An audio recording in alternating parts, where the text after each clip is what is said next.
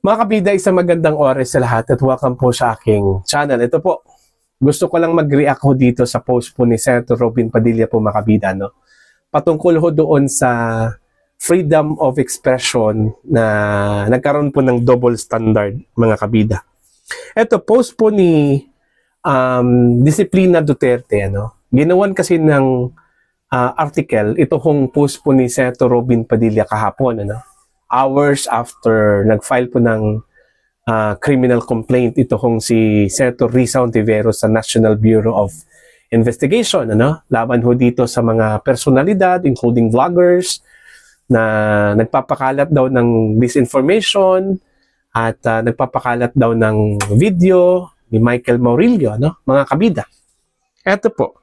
Maganda kasi itong punto po ni Senator Robin Padilla, mga kabida, kung saan po ay pinopoint out po niya na ang freedom of expression or speech ay dapat isang standard lang po ito.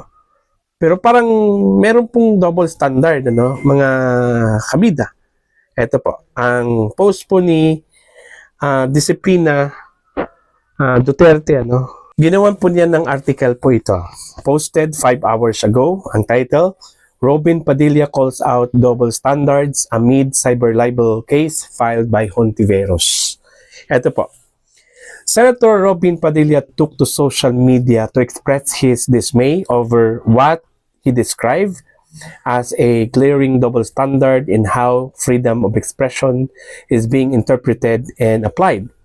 This in light of fellow Senator Risa Ontiveros' recent filing of a cyber libel complaint against individuals behind a viral video accusing her of coercion. Padilla, a known advocate for free speech and transparency, emphasized in his Facebook post that when critics of government express their views, they demand protection under the principle of freedom of expression.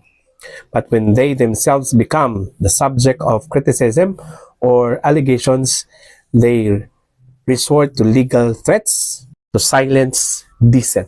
Ayun. Ito yung post po ni Senator Robin sa kanyang Facebook page, ano, mga kabida. Kapag kayo nagreklamo, pinakinggan namin kayo dahil sabi nyo freedom of expression at speech. Padilla wrote. Pero kapag kayo naman ang inireklamo, tatakutin nyo ng kaso ng kalayaan ng iba. Pambihira talaga, practice what you preach.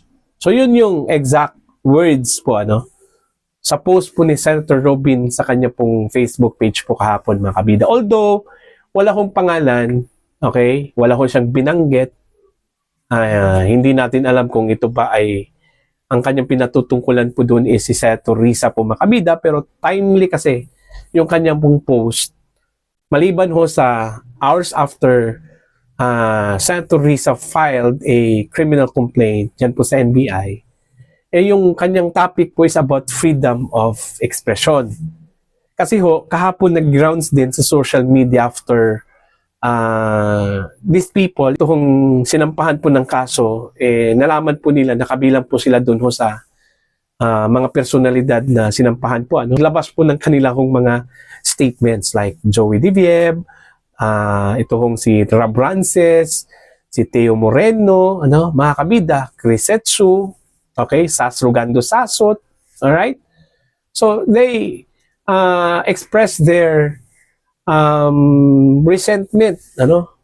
They express their surprise sa social media accounts po nila, no? Okay? Kaya nga siguro, I don't know kung nagkataon lang po, ano?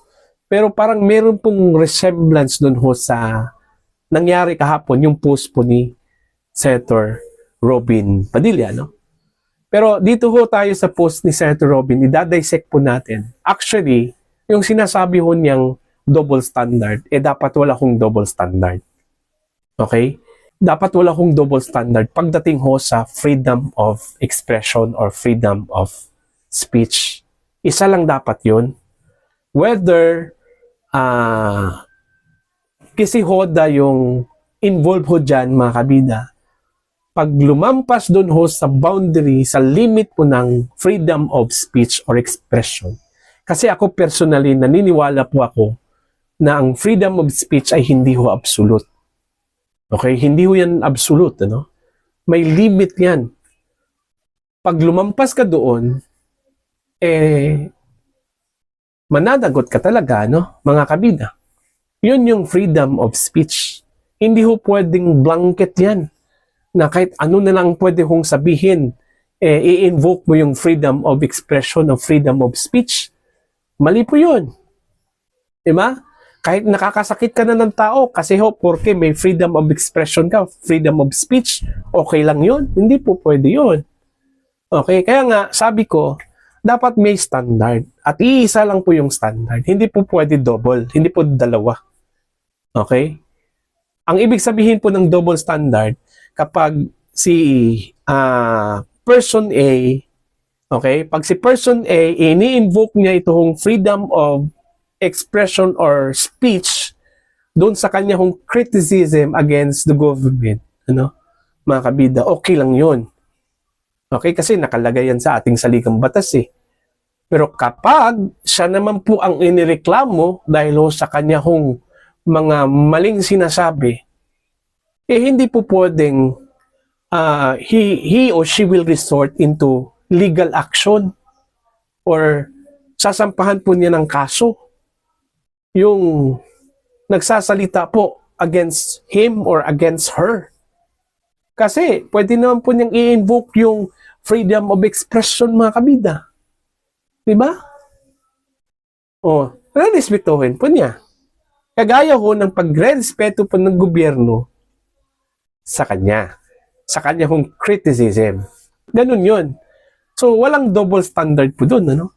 Magiging double standard lang po yan, mga kabida, kapag kung ano yung ginagawa mo, kung ibabalik yan sa'yo, magre-react ka. Yun yung double standards. Alright? So, yun po.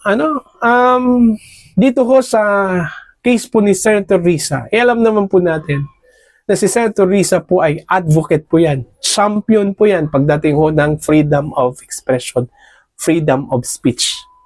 Kasi naalala ko po sa dati, na parang isa po ito sa mga nagsulong ho ng Freedom of Information Bill. Ata, ito hong si Senator Risa, mga kabida. Oh. Pero yun nga nagtataka lang po tayo kung bakit she resorted to filing complaints against people whom she thinks na bumabalahura po sa kanya kung pagkatao, dahil ho sa aligasyon po ng video ni Michael against her, mga kabida. Diba? Kung nire-respeto yun niya, freedom of expression, kasi mambabatas po siya Normal lang kasi, mga kabida, na batikusin po siya, Normal lang po na magtatanong yung taong bayan doon ho sa lumabas na video. Kasi nasa public domain yun Diba? So karapatan po ng bawat isa magtatanong kung totoo ba ito. Okay? Kasi ho, yun nga taong gobyerno, pinapasahuran po ng publiko, mga kabida. So dapat hindi balat sibuyas po ito hong mga nasa gobyerno po, mga kabida. Whether ikaw ay isang kongresista, senador, mayor, governor, or cabinet secretary, o empleyado po ng gobyerno, normal lang po yan. Napatikusin ka talaga kasi you are accountable to the people. May public accountability yung mga nasa gobyerno Pag nagkamali ka, dapat managot ka sa publiko, Managot ka sa taong bayan. So dapat may karapatan ng taong bayan na pagsabihan ka, magtanong sa inyo, bakit ginawa mo to? Diba? Parang ganun So normal lang po yan. Dapat hindi ho balat sibuyas ito kung si Senator Risa. Pwede naman po niyang sagutin yun. Hindi na kailangan magsampa po ng case, di ba? Di ba?